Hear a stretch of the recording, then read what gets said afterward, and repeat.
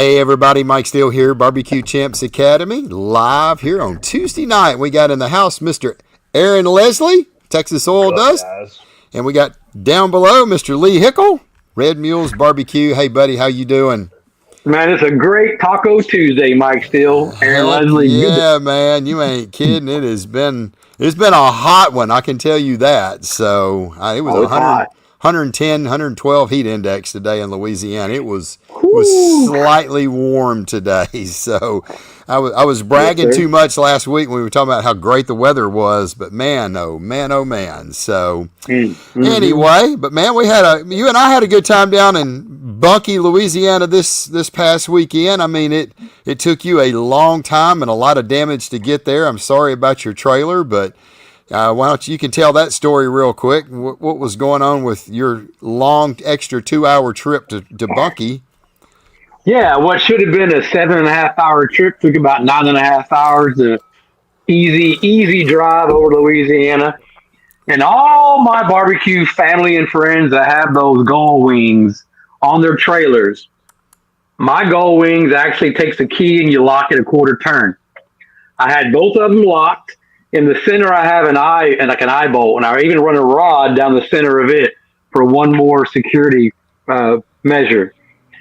Welcome to Louisiana and I-10. Somewhere along the line on I-10, the locks twisted. Matter of fact, I'm talking to Mike Steele on Bluetooth. I got my dash cam turned on. When I hit that transition off of the causeway onto the main road, it set off my emergency beacon, and it locked it set the recorder, and it recorded what just happened. It says emergency. It thought I got into a wreck. And I told Mike, I think I broke my axles. He's like, do what? I said, hey, I think I broke my axles. And I'm driving like a minute later. I said, no, I'm still straight. And I look out my window into the mirror, and I see my gull wing opened up. So I pull over on the side of the road. My right tires are on the grass, pretty big shoulder. And my GPS says I'm hitting about 47 miles per hour, about to stop. I look out my window in the mirror, and the 18-wheeler just hits that gull wing in the open position. And it filleted the upper cabin right in half. Thank God nobody was up in the upper cabin, or it may have been a whole different issue up there. And it just shattered my gull wing. Look at the 18-wheeler. Yep. You can see in the front where it started at the front and just filleted it right through there. All the way through it, knocked a little window out, ripped his freaking door off, and buckled everything on the outside, buckled the inside wall. It was absolutely horrible. It was something else. So I learned a lot with the insurance company. I have full coverage on my trailer. So I learned that if you don't have insurance on your trailer, but when you hook to your truck, you only have liability. So in the event of an accident, you may cover the damages for somebody else's, but you don't get yours fixed on insurance. Well, I had full coverage on my truck and my trailer. So luckily, insurance is going to do what they're going to do. So they came out today. The RV repair guy came out, met with the insurance company, Progressive, at my house. I have a sliding glass door that divides my kitchen from my cooking area. When that gull wing was hit, the piano hinges that secure it to the roof ripped it all the way forward, pulled the fiberglass and the 3/4-inch plywood off, cut the roof, cut the transition piece, shifted the wall that holds the sliding glass door 3 inches to the right. It pushed out the other passenger side wall as well. So the wall on both sides is no longer secured to the trailer. You can actually remove the entire wall. You can run your hand through the wall. Electrical in the bathroom, the kitchen area, and the back cooking area. I've got no power back there because the electrical runs on that side of the trailer. It gouged it, so the breakers are all tripped. And luckily, I know the lady by phone. Her name is Vicky from Forest River up in Indiana. I called Vicky in front of the insurance guy and said, hey, this 2016 Pitmaster Series competition trailer, you're on speakerphone in front of the insurance adjuster. Can you tell me about this trailer? she said, because she designed this from ground zero. This is her baby. 100 of them were made, 50 and 16, 50 and 17, and they don't make anything else for this trailer. Nothing is made, nothing is extruded, molded, and everything now has to be custom built, hand built, everything. The factory has nothing for this trailer. So I'm glad the insurance guy heard this. But at the end of the day, man, I'll know Thursday where I sit. But it's a blessing that that's all that happened to the trailer. I didn't get injured. My truck didn't get damaged. The driver of the 18-wheeler didn't get injured. He was upset that his time was ticking before he was reaching his maximum hours. But 2.5 hours on the side of the road, we finally got things squared away. Off he went. I still went to do the cook-off in Bunkie. Brought everything out, cooked outside. But end of the day, just because your gull wings are locked in and repinned, man, just make sure it's somehow, I don't know, tapped down, tied down. Yeah. Because whenever I hit that transition, I guess my whole rig twisted and it popped those quarter turn locks. And probably shot the bolt up. That bolt probably dislodged itself up. Yep. When you hit it, it jumped.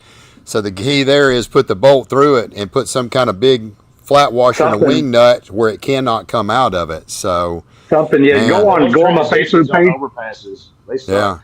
Yeah. Oh, and Mike says, "You all right?" I said, "I think I broke my axles." Meanwhile, my dash camera's like, "Emergency alert, saving data." I'm like, "I think I broke an axle." So go to my Facebook page, Lee Hickle, and you'll see a couple pictures. But man, just be careful on those bumps and those gull wings because it's an accident.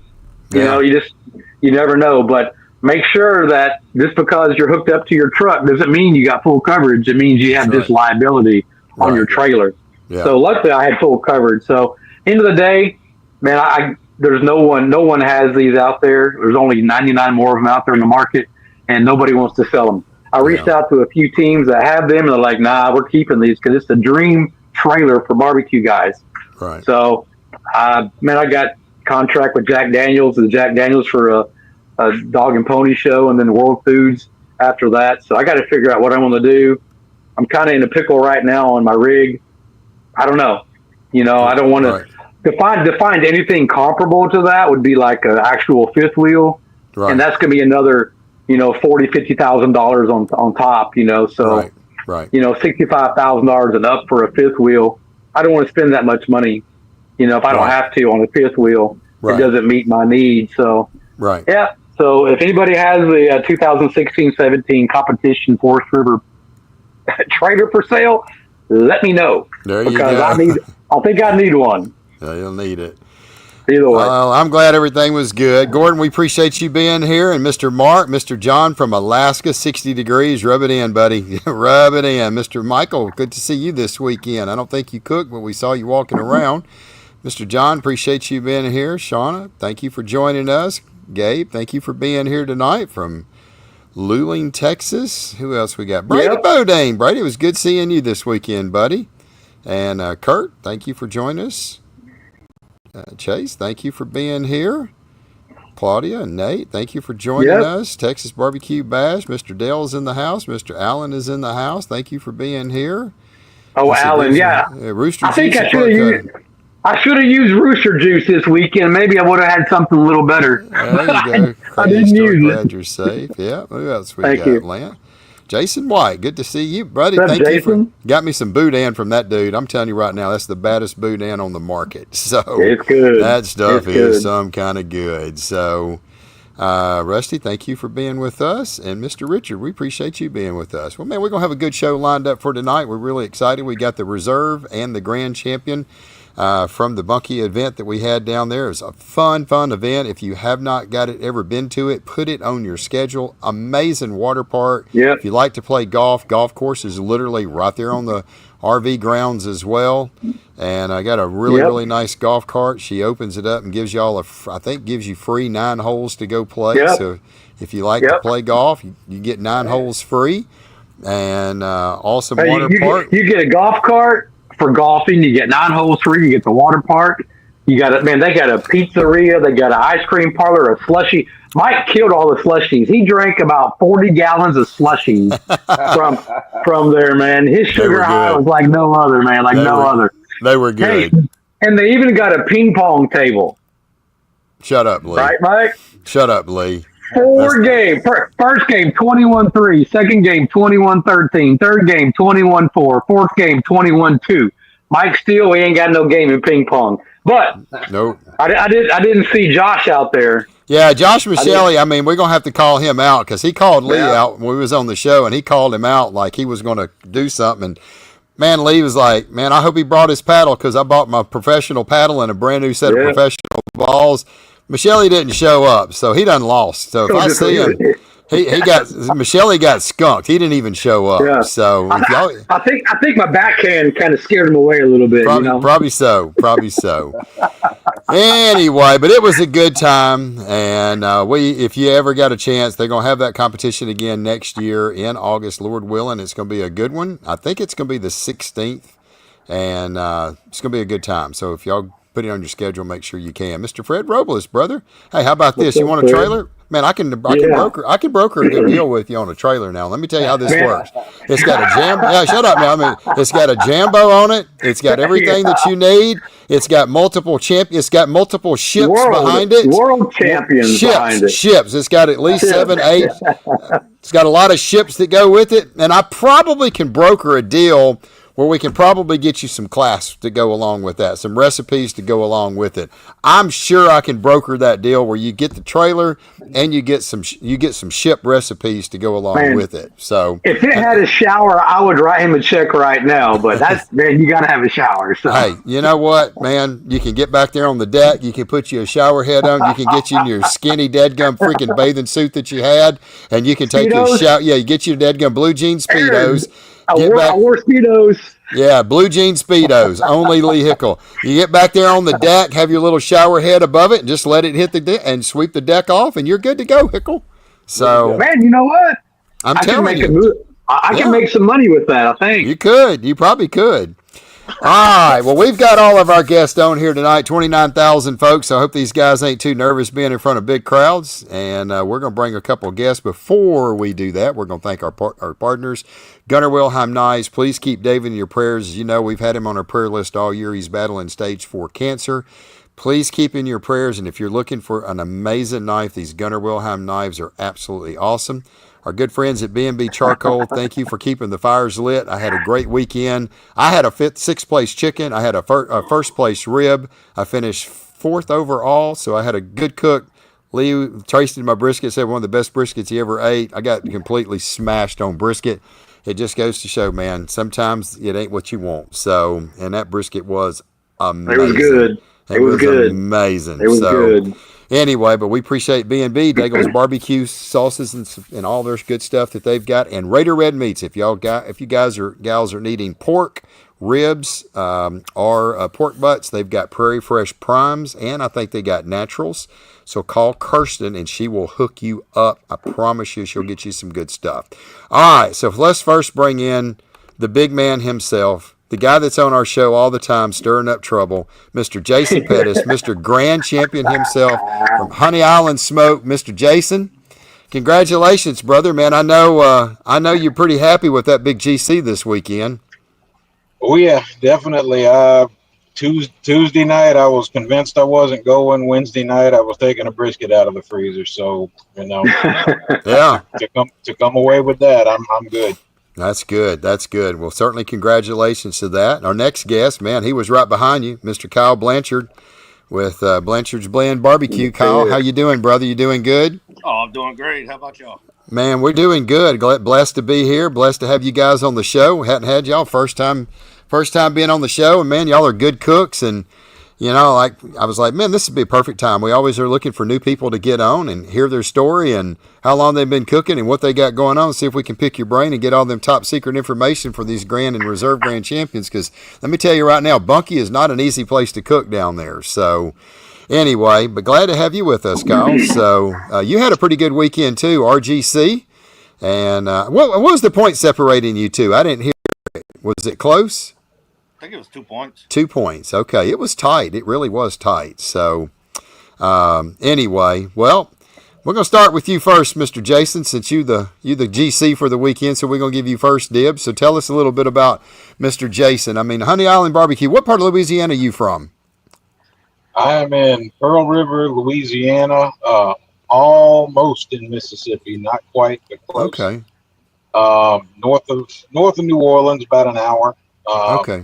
and live right near Honey Island Swamp Wildlife Management Area. So lived there my whole life, and we got Honey Island this and Honey Island that around there. So I just, Honey Island Swamp, Honey Island Smoke made sense to Yeah. me. Yeah. Been cooking since about 2012, Okay. give or take. Too long to only have 2 grands, but it is what it is. Yeah. A lot of stubbornness led to that. But yeah, just have stayed steady with it. And managed to never burn myself out on it. Just kept going. So Right. Hey, Right. but this grand gave you a bump to the jack Yeah. in absolutely. Louisiana, so you got a good chance. You got a good chance now. So, how many competitions do you cook a year, Jason? And on a good year, 10 to 12. Okay. On a year where work and money are getting in the way, 5 or 6. 5 or 6. But Do you yeah, mainly do BCA or do you cook some KCBSs as well? I actually started a long time ago cooking KCBS. That's all I really knew, and then I heard about before BCA was formed. Met Andy and Lynn because they would come to judge at KCBS contest and hand out flyers for the IBCA contest at the time. Right. Right. Because Louisiana was considered the Louisiana pit. Back then, IBCA was split up into local pits. We were the Louisiana pit of IBCA, and that's what the first time I did it, I was like, I definitely like this better than KCBS. Not knocking KCBS, it's just more my cup of tea. More affordable for one thing, more laid back for another. Yeah, that's for sure. A lot of people love it. I feel like I'm at work when I'm at a KCBS contest because I don't need that. I don't need that 4-hour long 2-minute offense drill. Right. Turning in every 30 minutes. But some people love that. They absolutely they get a rush out of that, and I don't. Yeah. So it's hard when you're a one-man team and you haven't done it a lot. I mean, the more you do it, it is a little bit easier. But man, with a one-man team and you don't do it a lot, it is pretty stressful if you don't have any help to do it all by yourself. So, well, that's pretty interesting. So I want to cook Texas some, but I'm going to need a truck that I trust a little better before I start venturing that far. Right. I got you. Well, Kyle, tell us your story, man. What part of Louisiana are you from? Out of Pierreport, Louisiana. Okay. Right north of Morgan City. Yeah, you're down there where Randall Kendricks is, aren't you? Yeah, we're on the other side of town from each other. Okay. So you're down by Morgan City. All right. So a little further. Is that why your accent's different than Jason's? Yeah. Yeah, you could say that. So you getting really down there. I mean, you start getting down to Morgan City, man. You getting in the swamps down there. So that is for sure. So what do you mainly cook? Do you mainly do BCAs or do you do KCBS and stuff as well? Right now it's just BCA. Okay. Like when I started doing cook-offs, it was always just Cajun food. Right. And doing jambalas, gumbos, sauce piquant, whatever. And then about 2016, I was invited to go to Memphis Maid just to go as a visitor, just go visit it. And when I went there, I said, man, I'm going home and I'll get me a smoker. Right. I ended up getting me a smoker and started piddling around with some ribs. Went to a few rib cook-offs, and then about 2018, I went to a couple BCAs. Didn't do good at all. Right. Didn't do good at all. Right. And then I got into SCAs. I went to a bunch of SCAs. Me and Robert Irwin started hauling together, going to them. And then after that, probably after COVID, I started just doing BCAs. Okay. Nice. How many of them do you do a year, Kyle? Maybe 6 to 8. Okay. Not a whole lot. I might, on a good year it'd be 10. Okay. 10 to Okay. 12. Okay. Now, Nakia is saying one of the most impressive things about both these great cooks is they don't use a lot of standard barbecue rubs. They have their own rubs, own recipes, store bought, or Kyle's own brand. So you got your own brand of rubs, don't you, Kyle? Blanchard's Barbecue No, brand. it's Blanchard's Blend Cajun Seasoning. Blanchard Blend Cajun season. Okay. Okay. Yeah. I'll tell you what, the first time I ever cooked a BCA cook-off was a few years ago, maybe, I don't remember what year it was, right? I have no idea. But I fell in love with the entire process of BCA. So I appreciate what you guys do in Louisiana. Thank you guys for having BCA in Louisiana. I mean, it's fun. They're entertaining. They're at nice places to go cook off. So thank Yeah. you guys for everything about Louisiana. And congrats on the big win this weekend, too. But BCAs are fun to cook. For all you out-of-state guys, man, go cook a Louisiana cook-off, and I think you'll be impressed. It's a blend of IBCA, BCA, and KCBS in one, and it's just perfect. There's not one thing wrong with BCA scoring system and the cooks that go cook it. So definitely go cook Louisiana BCA. Yeah, they're a lot of fun. I mean, I really do. If I can piggyback, sorry, Mike. I was going to say, if I could piggyback onto that, I'm going to say something that I think I mentioned to both of you guys this weekend. I'm not going to call anybody out by name or anything like that, but I will say Jacob Kennedy, a fellow in Mississippi, had himself a really good week last week in barbecue, and he found out that he is going, a Mississippi guy, he's going to the Jack next year. And he's going because he came to Louisiana and cooked a BCA contest. So for anybody that's out there, looking for a reason to give us a shot, that, I think that's a pretty good reason. Yeah, no doubt. Kirk has it right. I mean, look at the teams from Louisiana. Every team you look at has been to the big dance floor. Yeah. And they've done real well. Yeah. So you're right. You're right. Yeah, it's no doubt. I mean, the cooks in Louisiana they definitely hold their own. There was I guess it was a competition 2 years ago. We had the Outlaw Invitational over in Maybank, Texas. I think, Aaron, you was there, weren't you? That one we had in Maybank? Yeah, you was there. Yeah, you was there. And Adam Gotro came up and Damon and myself. We were the only, Damon and myself were Adam and myself were the only two Louisiana cooks there, and we held our own. I think Adam ended up getting reserve or something. Reserve, or I don't think he grand. I can't remember. He either got grand or reserve. He did really, really well. And Louisiana cooks are tough, man. We don't get outside of Louisiana. A lot of the guys don't get outside of Louisiana a whole lot. Josh Michele has been doing some. I do a lot because I'm close to the Texas state line. These guys are so far down south. It's a long haul for them.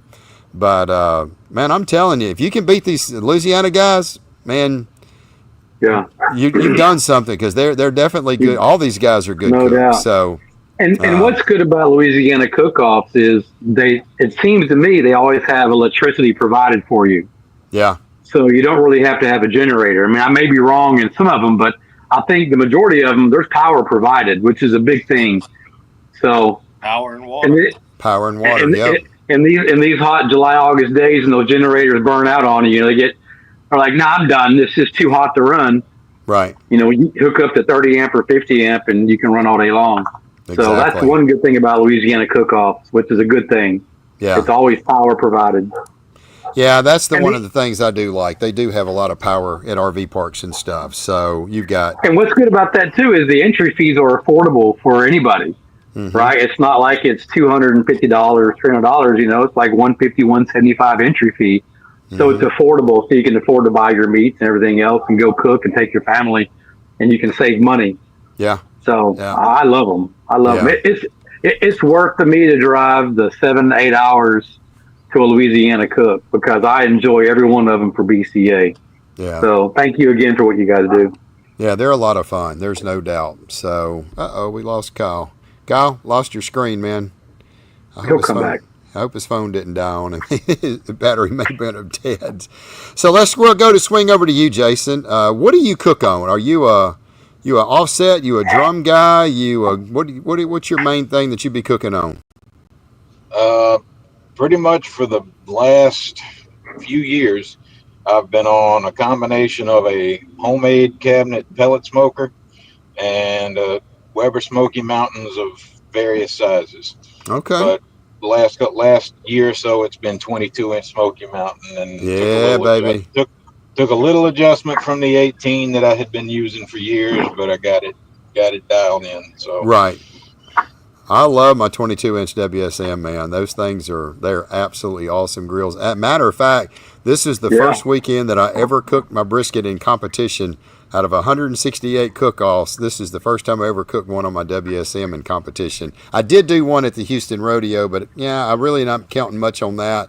I was in a completely different element, but cooking in competition where I'm actually doing all the cooking and stuff, man, I cooked it on that WSM, and I mean, it purred like a kitten. 5.5 hour brisket. Well, it was 2.5 hours. I had never done it in competition before, but I knew 2.5 hours, it's going to be 155 to 160 degrees, running that thing at 300 degrees. And then I timed it to where normally my brisket goes on at 5. At 8:40, it's wrapped and it's back in my rotisserie. That's how I normally do it. Well, I put it on at 6. And at 8:35, it was 160 degrees. I wrapped it and I put it in my rotisserie, and it was done at exactly the same time. It was done between 12 and 12. I tempted at 12 o'clock and said it needs 30 minutes. At 12:30, it was done. So it was very easy for me to make that transition because I was like, hey, wrap times, this ain't worried about it. As long as it's 155 to 160 degrees, I'll be good. And it was a great brisket. Them WSMs are hard to beat. So did you notice a deeper smoke ring on your Smoky Mountain versus your rotisserie? I basically had the same smoke ring. His are like this big. They're just a beautiful, beautiful smoke ring on my briskets. I mean, Monsters. a lot of people think I put Tender Quick on it, but it's probably, I don't know, it's a nice little 1/4-inch smoke ring across the top. No, 3/8 of an inch at least. No, it ain't that much. Yeah, it is. Look at that. That's huge. It's beautiful. I don't know. What do you think? 3/8. Nah, that's about a Show quarter. them again. Show me. That's 3/8. Show them again, Aaron. Mike, look at that. 3/8 to a half, isn't it? No. That's pretty big. It's beautiful. That just tells me you put a lot of salt on your brisket. I put something on it. It ain't Tender Quick.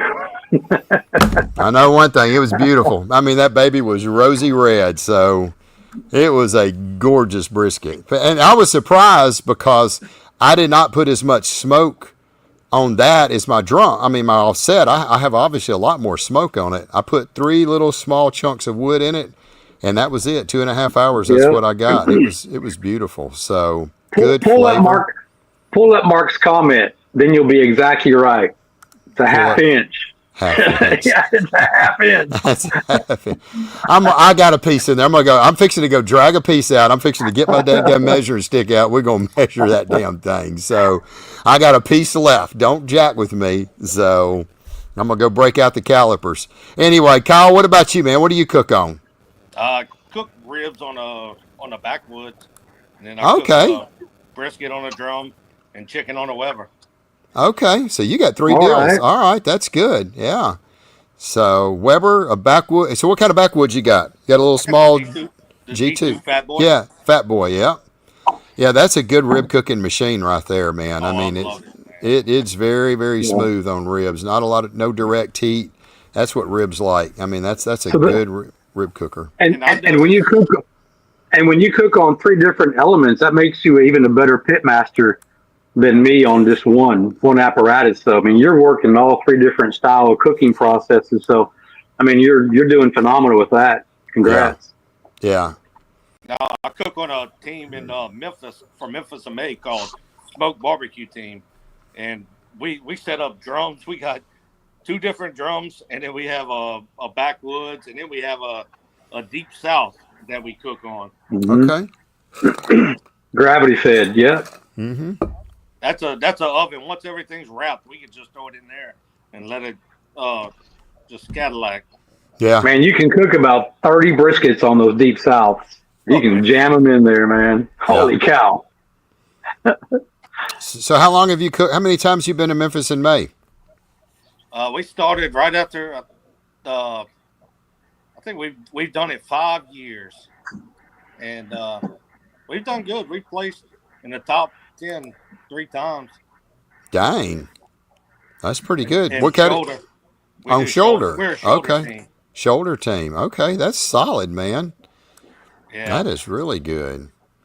All right, so Jason Shiggin over here. Are y'all injecting ribs? Yeah. So this time I got some hot dog juice, Jason. I saw that floating around just a minute ago in the chat. So I went down to the local place, y'all's local deal, and I said I need some Cajun hot dogs, and I boiled them with a little crab boil, and cooked them down real good. Took it, put it in the refrigerator. I scooped all the fat off the top of it. Man, just let it come up to temperature and pop them ribs with it. Man, I gave them a hot dog stick. So they were pretty good. They were pretty good. So I don't know. Do you guys inject? Y'all injecting ribs or not? Yeah, I'm injecting ribs. Okay, Jason, what about you? I am injecting them like a water balloon until they just will not take any more. There you go. That's it. Okay. That's it. Yeah. And Saul's looking for a chicken recipe, so asking for a friend. I guess you got to buy rooster juice from this guy right here. I guess rooster juice. Right there, rooster juice. Yeah. Oh gosh. I need a pallet. Yeah. Saul, this is what you need right here, Saul. Right there. Yeah, chicken rub. Right. Clover Valley. Clover Valley Clover chicken. Valley chicken. Hold Clover on. Valley chicken. Put that back up so I can screenshot it one more time. Clover Valley chicken. All right, back here. I can't see it. There you go. Clover Valley chicken. I got it. Yep. All right. You get it at Dollar General. Clover Valley. Oh gosh. Everybody likes it. Everybody likes it. That's it. I mean, Lee tried my chicken. He's like, "It's good chicken." It just tastes like chicken. Yep, it just tastes like chicken. I mean, it just tastes like chicken. So you got a 6, right? Yeah, I got 6. I think I was 1 point from second. So I mean, the scores in chicken were like, I'm like, I think it was 1 point. It was tied. If I recall, it was like 1 point in chicken or something. Let's see, brisket. Yeah, let's throw that brisket out the door. Do you want to show us your scores for brisket? Not really. Let's see. I've never seen that low of scores in brisket from Mike Steele. He got 5s and 6s on his brisket. And never. Yeah. That is not that. There's no way, right? So I mean, there was 12 boxes on my table. I finished 11th on my table. I was like, and Lee thought the brisket was going. He said that's a first or second place brisket. He says guaranteed. He said that's one of the best briskets I've ever ate in my life. And I was like, it's pretty damn good. I mean, it was a damn good brisket. And I was like, who knows, man? We'll see. And it was crazy. Yeah, chicken. I was a 6th place, 53 score. 5th place was 53 score. 4th place was 53.5. Second and third was 54. So 1 point. Could have been second or third, So that's how tight it was. And that's the thing, man. Some of these competitions are, they're just, you bet. They're tough. So Jason and Kyle, so when you're using your drums and your Deep South and all that, what kind of lump or charcoal or splits are you guys using? Jason, go first. B&B green bag and B&B orange bag. There you go. All right. That's a good combination. You use any kind of wood chunks or do you just use the hickory? I do use the I cannot remember the name of that wood at Academy. Gourmet wood. Western gourmet wood. Gourmet wood. Yeah. It depends on I kind of go with a hunch to use pecan or hickory. I usually keep those two in the trailer, and it just kind of like, I don't know. It's just there's no rhyme or reason to which one I use. Sometimes I'll put both in there, but I actually preferred when they had the B&B wood chunks, even though they weren't as uniform. I felt like they did seem like they were a little bit better quality smoke, but I never see them anymore. Yeah, they're harder to find. They are. All right, Kyle, what do you cook with? You use lump or you wood or what you using? I used orange bag briquettes, B&B charcoal. Okay. Nice. Huh. On my ribs, I'm normally using the little chunks of pecan and cherry mix. Okay. And then my brisket, I'm using hickory. On hickory. Okay, so you're cooking your brisket on a drum, and you're using the orange bag. You're not using lump. Not Okay. using lump. I Just found that I was getting better results with briquettes. My temperature wouldn't spike as bad. So right. Right? Right. Oh, that's interesting. Huh. Yeah, you so don't add able, splits or shavings. You just add straight orange bag. yeah, just straight orange bag. Well, it's No. No. oak. You know, Yeah. it's oak, so It's yeah, got makes some. It's sense. got. It's got some oak pieces in it. Yeah. So Yeah. now, apparently, Jason's throwing some sugar cane in his. I saw a lot of sugar cane down there. You throwing a little sugar cane in there? Mm-hmm. Oh man, I've never seen so much sugar cane in my life. Once we was There's a leaving lot out of and it. going bunky, I was like, man, there's some sugar cane down here. So anyway, all right. So let's see. Both of you guys are Cajun guys. So do y'all use any type? No, no. So he's not going to answer. He's Yeah. yeah. My He's my just my my dad's from Alabama and my mom's from North Louisiana, but I've lived here my whole life. So okay. So your mom's a Yankee and your dad's from over there, so that makes you somewhere in between. So, all right. So both of y'all are from down south. Let's just rephrase that yes. question then. So, are y'all influenced by using any kind of Cajun type seasoning on your stuff? As a matter of fact, and I'm doing well in chicken points this year. As a matter of fact, all of my chicken entries this year have had a first base coat of Blanchard's Blend Cajun seasoning on them. Well, So there you go. Interesting. Okay. There you go. There you go. So Okay. cooking cheese. All right. What about you, Okay. Kyle? Do you have anything? I know obviously you got your Cajun blend. And that's all I use So on all my chicken. meats. All Okay. my meats, ribs and brisket. That's it. Just that one rub. That's that one rub. There's little things Wow. I add to it. Right. Add sugar to it, stuff like that. But Right. Right. For your ribs and stuff like that. Yeah. That's interesting. Wow. So who is this that's cooking chicken on a drum? 500 shorty drum at 500 degrees. Wow. That's hot. I cook mine at about 370, I've 360, done it. 370. I've Yeah. done it. First place chicken, 61 teams. It'll work. Yeah. Yeah. Hot and very fast. Hot and fast. Not by design for Lee, but he did it. So I did. he's like, it's too hot. Well, you ain't got nothing to do. You better get it on, or you're gonna be DQ'd. So it went Hey, on. so since you guys live central South Louisiana, are y'all having a hard time finding 4 pound chickens, 4.5 pound chickens like we are over in Texas? yes, I am. Most of the chicken around here are 5 pound plus. Yeah. 5 plus. if Well, if I were looking for them, I would be having a hard time finding them. But these 5.5s are treating me pretty well right now.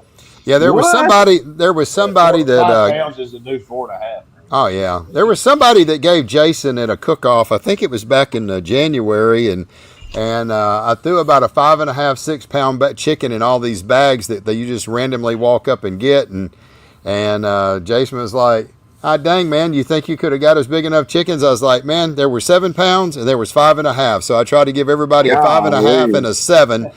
And that was it. And that's what I put in all the bags. One monster and one small one. Well, Jason, I guess, used the 5.5 or 5.8, whatever it was.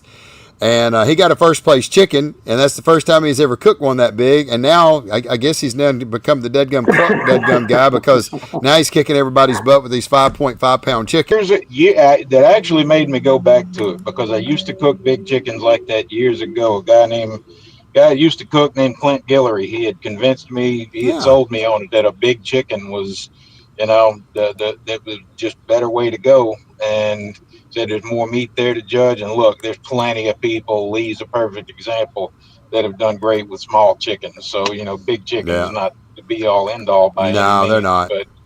But I used to do well with them. I gradually went down and down and down in size till I was cooking 4.5 to 4 3/4. And then, man, I just, for some reason, I convinced myself that the bigger ones had a chewier texture. And man, that one at T Wayne's, that out of that blind bag, had just some of the best texture on it that I've had in a long time. And I said, well, let me give a shot to going back to these big chickens again. And thanks, Mike. Yeah. I don't cook them that big. I mean, I don't know. I've tried some big ones. I just found it's a little more consistent staying in that, 4.2 to 4.8 range. And 5.0, I'm fine with that. Anything that's 4.3 to 5.0, I'm good because there's not a whole lot of difference in those size chickens. I mean, you're talking about a half a pound. So, are y'all spatchcocking your chickens or doing halves? You're buying 2 chickens to make 2 halves. I split 1 chicken. I saw as evenly as I can down the center of the breastbone, and I turned in the best half. There you go. What about you, Kyle? Same thing. You do the same. Yeah, I do too. There's plenty of skin on one bird to get 2 halves out of it. Oh yeah, easily. I would rather turn in the left, like let's say you're the chicken, the left side of the chicken. I would rather turn in that half just because of the way I can place it in the box. I'd like that bigger end of the breast towards the left front corner. But I'm not upset about it if the other one just looks better and I turn it in.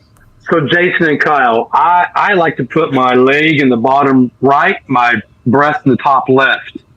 So it looks normal when you open the box. Do you like to put your breast towards the tab or towards the hinges? I point the breast towards it. I just and I've never, I guess, thought about placing it the other way. I might have to think about that, but I'm just thinking about it. If I've got a plastic knife and fork in my hand, what's going to be the easiest? Don't get me wrong. I'd love for them to eat the dark meat, but if they're going to go after the breast meat, which most of them are, I think I'd rather put it in the easiest spot for them to get to. I do the same because I don't want them fighting to work to get to it. I don't want them to reach over. I want them to put the piece of breast in the front. Hey, here's where I want you to cut it at. You go tell it. Man, I'm way different. I like to take the wing tip and the wing, and I block that breast. I make sure that breast is completely covered, and I force them to go for that dark meat. They got to pull that leg, that wing out of the way to cut the breast meat. Yeah. I completely cover that breast meat. I want to eat that dark meat. Eat that dark meat. That's how I am. Yeah. They'll just spin the Kyle, how about you? I would love if they did that. I'm horrible with chicken. I'm a horrible chicken cook. Oh gosh. Yeah. When he figures it out, it's going to be a problem. I will tell you that. Yeah. That's for sure. Right. Yeah. Chicken can be a nemesis sometimes. Yeah, it's very inconsistent. Well, apparently, if you take Aaron Leslie's chicken class, you may do pretty good, Kyle. I'm just saying. Yeah, because he kicked my butt down at Smoking on the Bell one year. He hits a perfect score on the Bell River, a perfect 200 chip. Matter of fact, it's probably that right there. See that right there? Yeah. Perfect 200. Oh my gosh, I love it. That's some funny stuff right there. Oh gosh, I love it. I mean, it just so happens y'all were talking about Kyle's seasoning, and that day I got a bottle of Kyle's Cajun seasoning, and I used it as my base layer on my chicken.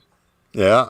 And when I got done, I turned in my box, and I was just kind of, it was really good, and I used it for. Matter of fact, I bought a case from him. He shipped me a case, and I used it for about 6 months, and then weather changes, it started falling off a little bit. The flavor did, so I just kind of started going back to, what was I doing, and it just goes. So I used it in certain types of weather, and I've got it, in my arsenal there when I need to use it.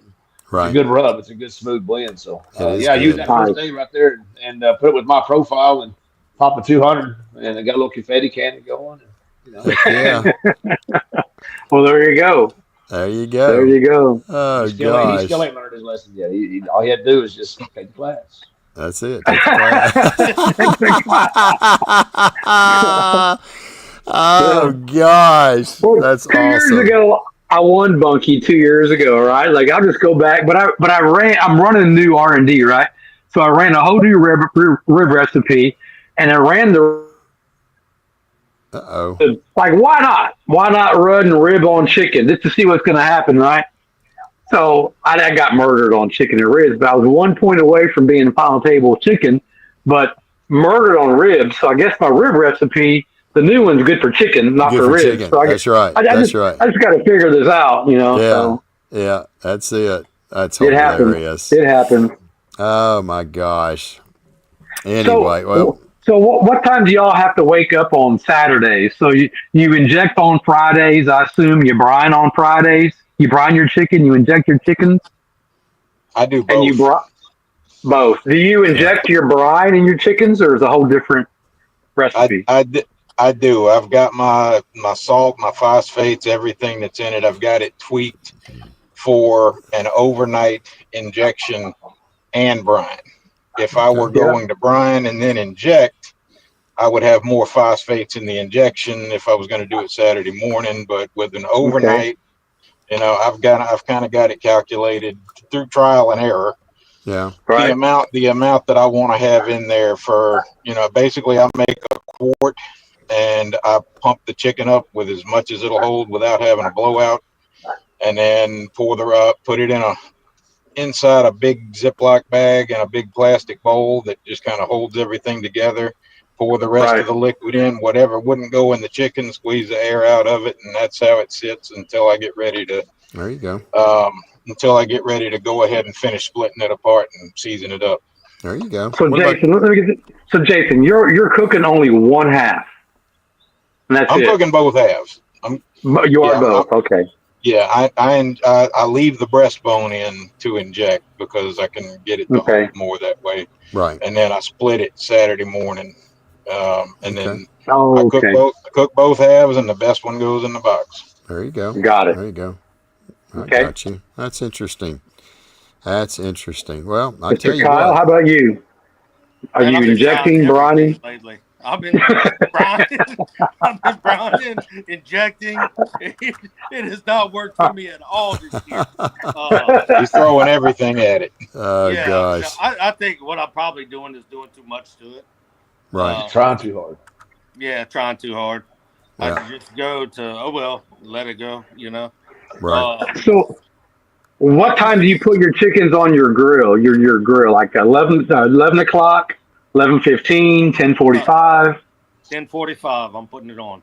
That's when mine goes on. Yep. 10:45. Yep, Yep. yep. Yep. 10:45. I'm putting it on. Yep. And normally coming off that grill about 11:50. That's about when mine's done. Mine Oh comes shit. off usually That's about Oh, 11. 11:50. That's 40 minutes past mine. Mine 10:30. It's off at Yeah. 11:15. Yeah. Me Wow. too. Me too. I'm like a 35-minute chicken. I'm done. Wow. Okay. She's running as hot as she'll the altitude or the temperature or the humidity or whatever will let it run. Yeah. Yep. Yep. Yeah. So I may be going too deep here. Like, do you apply your sauce on the grill on the chicken to get that smoke flaring up on your chicken? You kind of apply your sauce off the side. That way you don't get flare up in the smoke. Yeah, When do you sauce, or even do you even sauce your chicken? I don't know. It could be a dry chicken. I don't know. I sauce my chicken. Once my chicken gets to about 150 degrees, I'm going ahead and sauce it on the grill. Yeah. Okay. Yeah, Yeah. I sauce mine at about, I'm gonna say about 135 or so. I sauce it and let the sauce cook on for a while, Right. while the chicken comes up to temp. Yeah. So you guys are obviously then temping the breast, not the thigh meat. Right. Yeah, I temp the breast. Yeah. Yeah. I I don't do. touch I'm it. I do. I'm a thigh guy all the way. I want to keep as much liquid in that thigh as I can with no hole in it. There you So go. When I pull my chicken pins out, it just shooting juices Yeah. out, right? So I Yeah. want to leave all that in there, but I tip the thigh. Yeah. There you go. Now I used to so tip Aaron, the wings. Aaron, without taking your class, where do you temp your thighs to? 180, 181, 182, 183, 4, 5, 6, 150. Your thighs? 150, 155. You a damn lie. You're gonna kill people out there.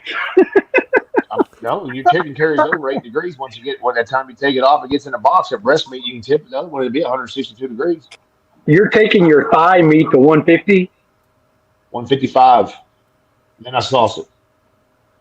And then you It sits sauce in the it. Cambro. It sits in the Cambro and gets glazed over. I'm telling you. That means your breast meat's like only 130, 135. I'm telling you, it's not. It's almost within 2 degrees of my thigh meat. Where's Fred Robles at? Fred Robles, chime in on this. I can tell you, you can ask Jamie Gear, he'll tell you the same exact things. I didn't believe him either until he showed me last year, and he went first place chicken, I went third, I'd and be dang. I've done it ever since. Aaron, Aaron, so you teach that your white meat and your dark meat is like within 5 degrees of each other? I didn't believe him either. That I cooked it, and Wow. shit, it was 155 in the leg and thigh, and it was 153 in the breast meat I would under the never wing. believe that. And Wow. it Wow. just and it kept climbing. So then I Wow. tipped the other side with the one I turned in. I tipped it. It was 163 degrees in the the one I didn't turn in. Oh It no, carried I over wouldn't. almost 7 degrees. Wow. No, sir, I wouldn't believe it. No. Yeah. Wow. But That's Take the everybody, crazy. I class. mean, there's a lot of people that cook a 150 chicken all over. They do very extremely well. Yeah. So Yeah. Yeah. Right. So and, I and the never kept carryover, you my got to remember, breast. your steak carries over. Your steak carries over your brisket.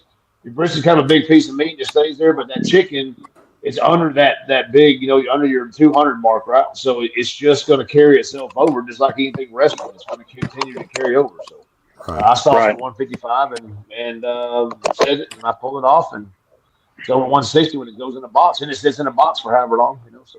Right.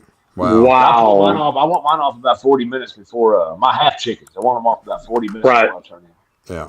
Wow. That's a hell of a pro tip from Aaron Leslie right there. Yeah. I've James been doing For Dotson, that now sure. for man. a year, and it's paid off very extremely well. Yeah. Oh yeah, you're killing it for sure.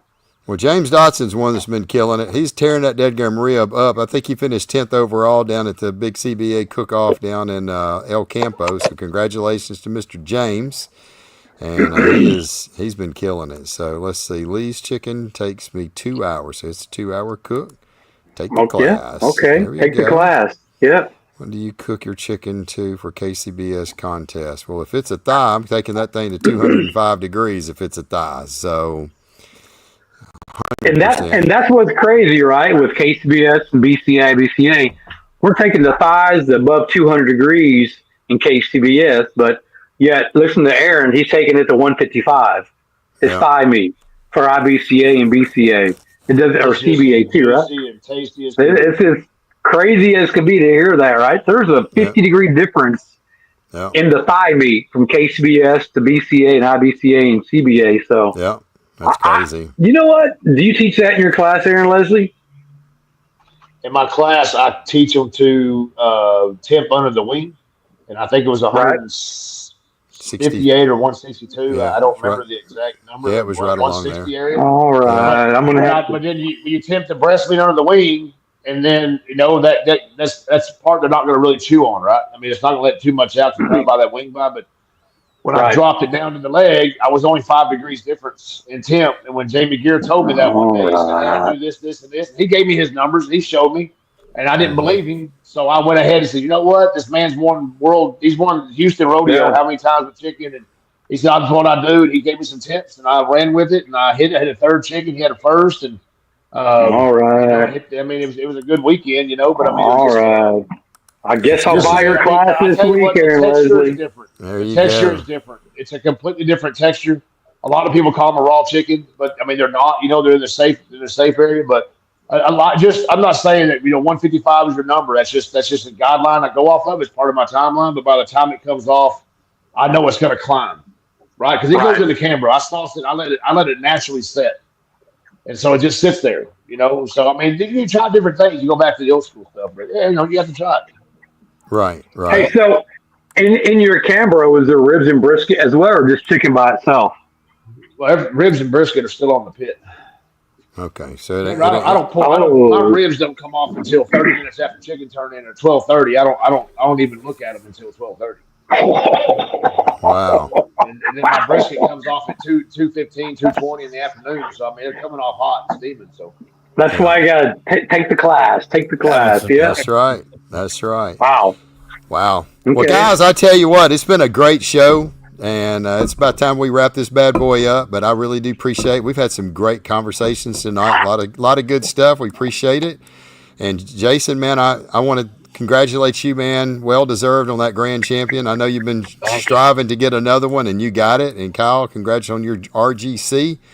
And man, good guys, good job, and great guys. Yeah. There is no doubt. So You know what? Jason was the last one to sign up, and he was the last one to come to the awards too. Yeah. And look what happened. He got grand champion. Absolutely. Yep. Absolutely. Congrats. No doubt. Nobody told me. Yeah, that's for sure. Adam, go true. You're right. It's amazing how hot chickens are all over the place. They're all over the place. Yeah. Yeah. Anyway, well, I hope everybody's enjoyed our show. And, man, we had quite a few folks on here tonight. It's been good. A lot of conversation. Hope you learned a little bit. And Lord willing, we'll be back next Tuesday night, 7 o'clock Central, 8 o'clock Eastern. We're going to have another show lined up for you.